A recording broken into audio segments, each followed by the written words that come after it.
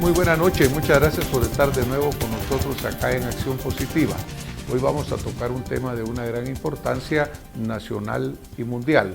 Un tema que debe ser tocado con mucha objetividad, con mucho conocimiento científico, porque sus proyecciones y su impacto puede ser y es muy grande en nuestra sociedad.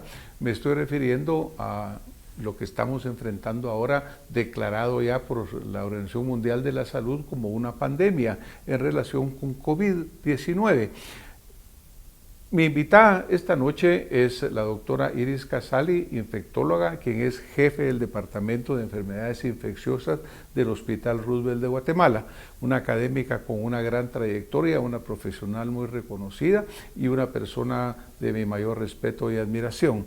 Iris, bienvenida a Acción Positiva. Gracias por aceptar nuestra invitación. Muchas gracias, Francis. Para mí es de verdad un privilegio estar aquí con usted, que ha sido mi maestro.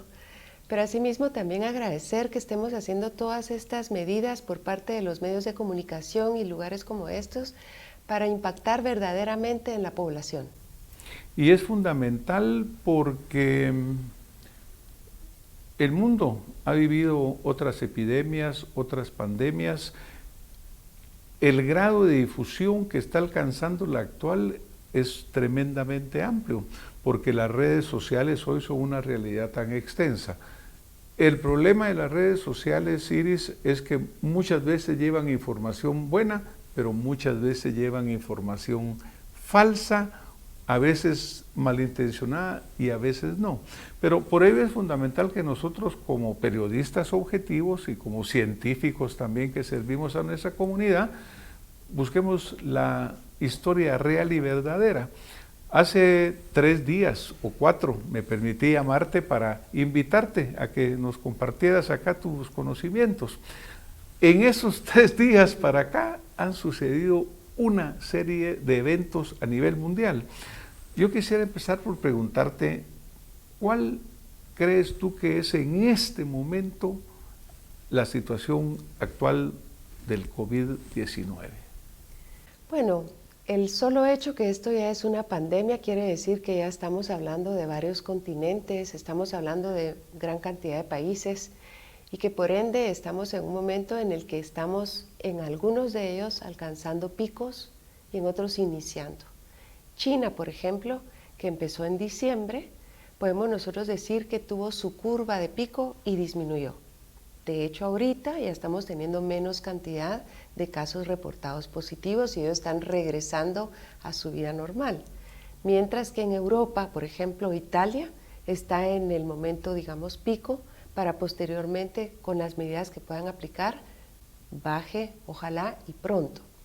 En las Américas, sabemos, por supuesto, que Estados Unidos y Canadá desde un principio empezaron a reportar los casos que ellos iban teniendo.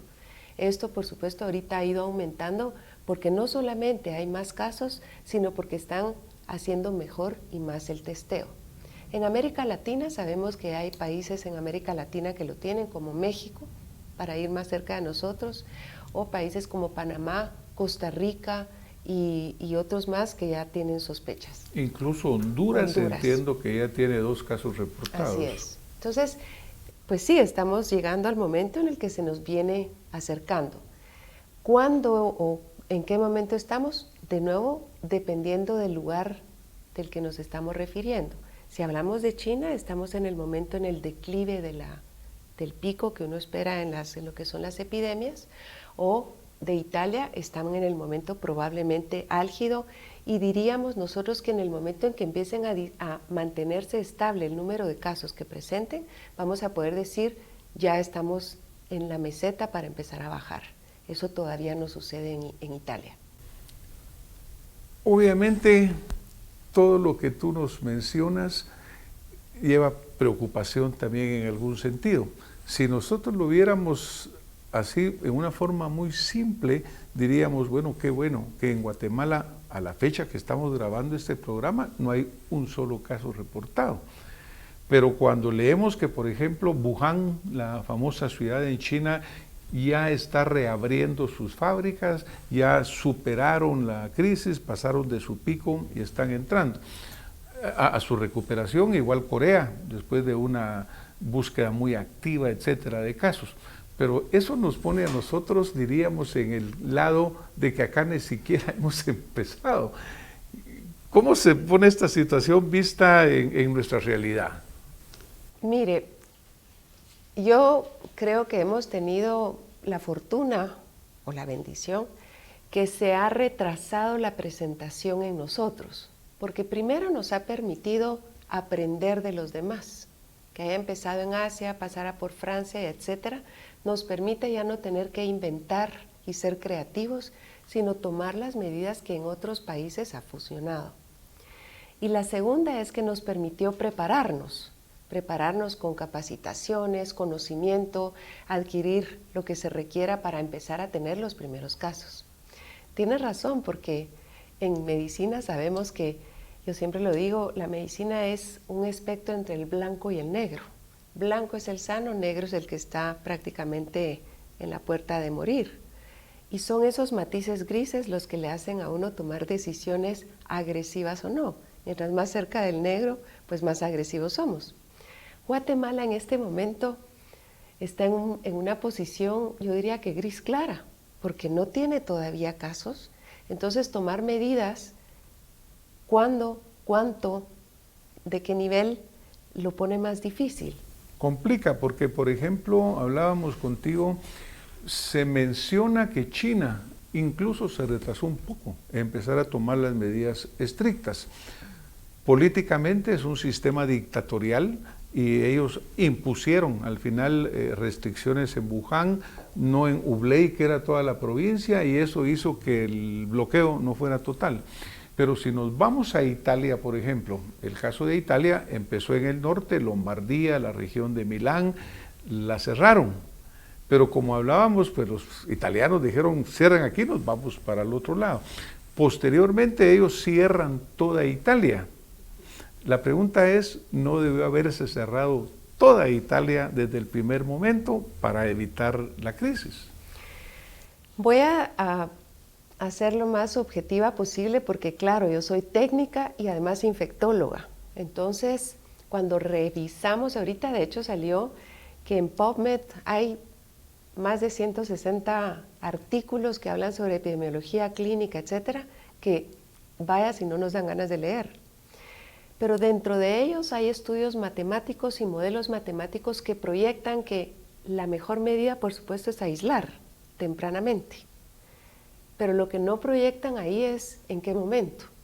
Si se tiene un caso de muerte, se sabe cuántos casos hay probables confirmados, cuántos sospechosos y de qué ancho tiene la pirámide. El problema actual es que si nos vamos, por ejemplo, a Italia, ellos encontraron que estaba en el norte, pero la población misma no quiso acatar la medida de cerrar norte. Entonces empezaron a migrar rápidamente a sur antes de que se quedaran cerrados. Eso, por supuesto, trajo estas consecuencias. En China cerraron. ¿En qué momento hay que aplicar las medidas? Lo conversábamos antes. Es difícil, porque hace 4 semanas alguien me preguntó, ¿no será bueno cerrar ya universidades y escuelas? Llevaríamos un mes sin abrir ningún centro educativo. Y eso habrá que sopesarlo con económico, político, educativo, etcétera. Y es ahí donde nos ponen ese gris claro, donde aplicar medidas en este momento de cerrar instituciones o áreas, etcétera, es complicado, es muy complicado. El punto es totalmente claro y cierto. Ahora vemos, por ejemplo, en Estados Unidos que instituciones como Harvard han suspendido sus clases y se han ido a hacerlo a distancia. Hace pocos días estaba recibiendo noticias de Texas A&M que están haciendo exactamente lo mismo y otras instituciones en Estados Unidos. Los grandes parques como Disney, que son tan icónicos y tan tradicionales, cerraron. Primera vez en la historia que lo cierran por el tiempo que lo están haciendo. Es decir, están evitando la aglomeración de la gente, el llegar los que están sanos, los que no están sanos, el saber quién va a suceder. Entonces, como tú bien mencionas, es bien difícil saber cuál es el momento adecuado, porque realmente ¿Qué es lo que buscan estas medidas entonces, Iris? Porque sabemos que tratamiento en este momento no hay. Están desarrollándose vacunas, están desarrollando medicamentos, pero en este momento un medicamento real no hay. Entonces, ¿qué es lo que buscaríamos cuando cerramos clases, cuando cerramos eventos deportivos? Es más, ya ves que, por ejemplo, el campeonato mundial se ha tenido las fechas para clasificación, se han cerrado los campeonatos en Italia, en fin, la medida ha sido evitar aglomeraciones. ¿Cuál es el objetivo atrás de todo esto entonces? Como repito, ha sido muy bueno que todo haya pasado antes y nos haya dado la oportunidad de aprendizaje. La OMS ahorita ha manifestado que de las medidas más importantes son los aislamientos y las distancias entre personas. Es ideal tener una distancia de 1 metro por lo menos de persona a persona, tomando en cuenta que el virus le toma 1 metro para volar, para que la gota caiga. Entonces, esta es una medida muy importante, los aislamientos y las distancias entre las personas. Y la tercera, y en mi opinión, que es una de las que yo más apoyo, es que la gente que está con cuadro leve se quede en casa y que no aglomere lo que son los centros hospitalarios y las instituciones que van a tener que atender o vamos a tener que atender todas las personas que están gravemente enfermas. Porque, por ejemplo, culturalmente los latinos, por ejemplo, somos muy dados al abrazo, al beso. Incluso Francia creo que oficialmente ya prohibió el doble beso y la cercanía para evitar los contactos personales, pues, ¿no? Entonces, obviamente cuando se suspenden clases, cuando se suspenden actividades, lo que queremos hacer es evitar que se lleguen a juntar muchas personas. En Guatemala ya existe una regulación que más de 150 personas deben de ser autorizadas por el Ministerio de Salud Pública para que suceda el evento.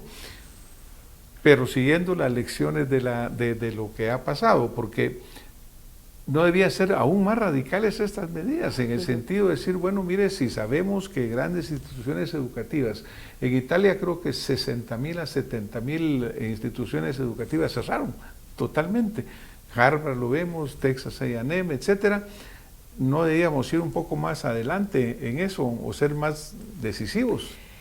Porque, claro, aquí no hay casos en Guatemala, que eso es como que un factor fundamental, no tenemos un solo caso. Pero tal vez, aunque me voy a salir un poco de la línea, pero ¿será que no tenemos casos porque no los hemos detectado o porque realmente no hay? Bueno, voy a referirme a la primera parte. ¿En qué momento hacer estas cierres de universidades, etcétera? Veamos lo que sucedió. Es verdad, China, una crítica fue por qué no fueron más agresivos más tempranamente. Pero veamos Estados Unidos. Estados Unidos tiene ya más o menos 4 o 6 semanas de estar reportando casos. Y sin embargo es ahorita cuando empiezan a cerrar universidades. ¿Debieron hacerlo antes o no? Teniendo recursos. Y es ahí donde yo creo que debemos entender que las medidas las vamos a aplicar según el lugar donde estemos y las capacidades que tengamos.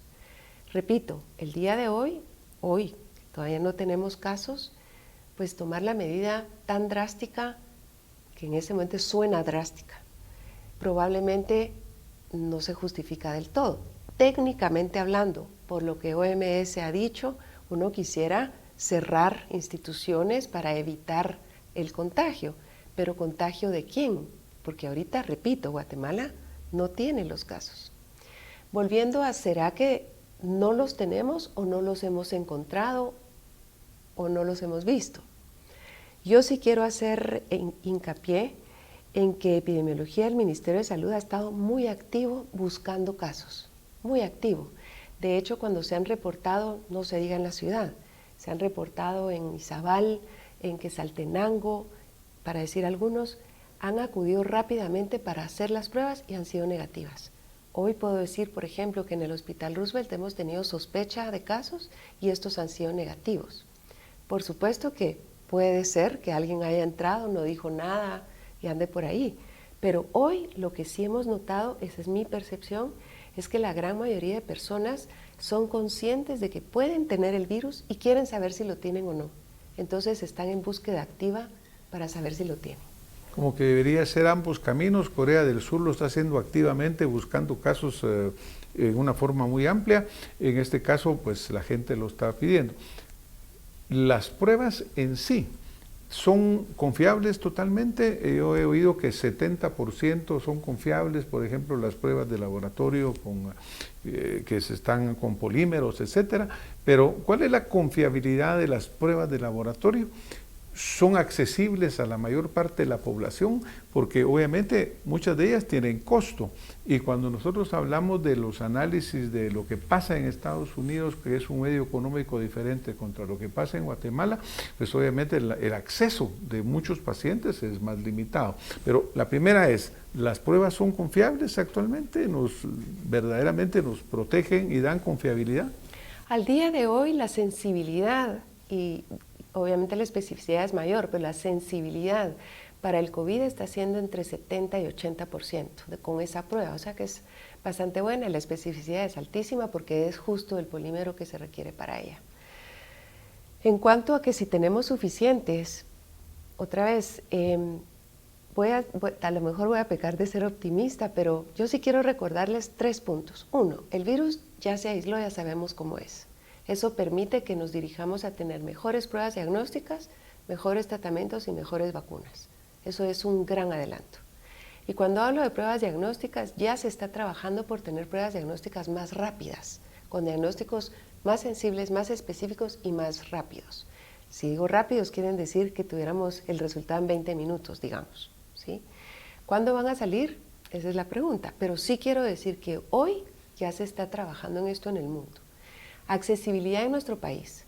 Desde hace más o menos, yo diría que unas 6 semanas tal vez, el Ministerio de Salud envió a una química bióloga para que hiciera una pasantía en México para prepararla, para tener el acceso a estas pruebas y tener mejor profesionalismo para hacerlo.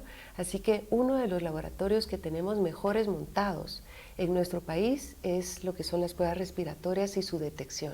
Si nos metemos a la página del ministerio vamos a ver cómo tenemos una vigilancia centinela muy buena en cuanto a virus respiratorios. Ahora, ¿tendremos suficientes? Hoy puedo decir que Guatemala ha recibido apoyo por OMS y OPS para tener las pruebas en Guatemala. ¿Suficientes? Yo dudo que esto vaya a ser suficiente así como estamos y como se proyecta va a ser. Pero de nuevo, ya estamos en estos para ir adquiriendo en el camino, según cómo se va desarrollando, más y más pruebas para tener el diagnóstico. Por ejemplo, Iris, hay poblaciones que son más afectadas. Por ejemplo, personas mayores con enfermedades, diabetes, etcétera, su mortalidad es mucho mayor. De acuerdo a una pirámide que tú nos señalaste alguna vez en una comunicación que hiciste, por ejemplo, la mortalidad en los niños es prácticamente 0 o muy baja, pero la gente de 60 para arriba es mayor. ¿Se podrían enfocar la búsqueda activa a concentrarse en las poblaciones de mayor riesgo o siendo los niños portadores sanos, cómo lo pudiéramos manejar? Yo siempre creo que con lo que tengamos tenemos que ser muy eficientes y entonces depende. Si lo que nosotros queremos es evitar que esta punta, este vértice del triángulo, acuda tardíamente a un hospital porque tiene que dársele tratamiento ventilatorio e invasivo, probablemente es aquí donde hay que dirigirse. Buscar activamente a los pacientes de riesgo y de mayor edad para que sean los que no tengan que llegar al hospital y tenerlos mejor monitoreados. Por otro lado, en otros lugares, por supuesto, Europa, por ejemplo, la tiene un poquito más sencilla porque su población es más de gente mayor. Entonces ahí no tienen tanta discrepancia a quién voy a buscar. Pero en países como los nuestros, que tenemos una población joven tan grande, probablemente la búsqueda activa, si bien es importante, probablemente ahí serían otras medidas antes que la búsqueda activa. Corea del Sur, como usted ya lo dijo, Francis, es interesante porque ellos han demostrado que a través de la búsqueda activa, de ir a buscar literalmente asintomáticos y sintomáticos de cualquier edad, ellos han logrado contener. Hoy tienen más o menos 8,000 casos y 64 muertes, pero claro, porque la búsqueda ha sido así y eso implica recursos. que esa es la parte fundamental. Bill Gates, en una conferencia en el 2015, mencionaba, decía, mire, los próximos peligros no van a estar probablemente en las guerras, van a venir de los microbios. Esas eran casi las palabras que él utilizaba. Obviamente, a través de lo largo de la historia han habido diferentes epidemias. En 1918 la fiebre española o la gripe española se dice que mató a 40 millones de personas.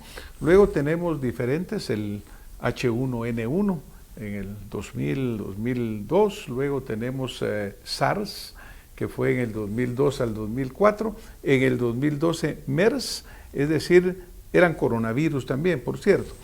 Constantemente tenemos nuevas epidemias. Entonces, ¿cómo prevenir realmente esto que Bill Gates en alguna forma visualiza? Porque cada vez es mayor. Algo que me llamó la atención, Iris, es de que se menciona que SARS, habían 8,000 personas que se contaminaron en un periodo de un año aproximadamente, con una mortalidad de un 10%. MERS, que es un síndrome respiratorio del Middle East también, resulta que la mortalidad subía a 34%, pero esto sucede en 7 años. Ahora, en el caso actual, entre diciembre y marzo, 134,000 casos con una mortalidad entre el 1 y el 4%, dependiendo de la estadística, es decir, mortalidad menor, pero muchísimos más casos. ¿Cómo nos preocupa esto viéndolo infectológicamente y epidemiológicamente? Por eso infectología es tan interesante. Es interesante primero porque cuando tenemos un ente, le voy a llamar ya sea virus, bacteriano, priones, cuando tenemos un agente infeccioso nuevo, porque eso es lo que está pasando, es un agente infeccioso nuevo, desconocemos cómo se va a comportar. Y ahorita sabemos porque tememos dos cosas, contagiosidad y por supuesto mortalidad. Y en medio le voy a poner lo que es la tasa de fatalidad y tasa de ataque, porque son los 4 factores que nos van a decir las medidas que vamos a tomar.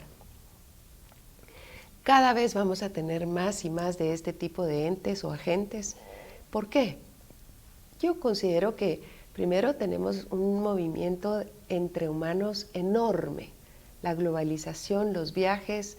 Antes habrá sido muy difícil ir a Europa. Ahora ir a Europa ya no es tan complicado, me refiero al transporte. Ir a cualquier otro lugar en América del Norte o del Sur también es posible. Factible no siempre, pero posible sí.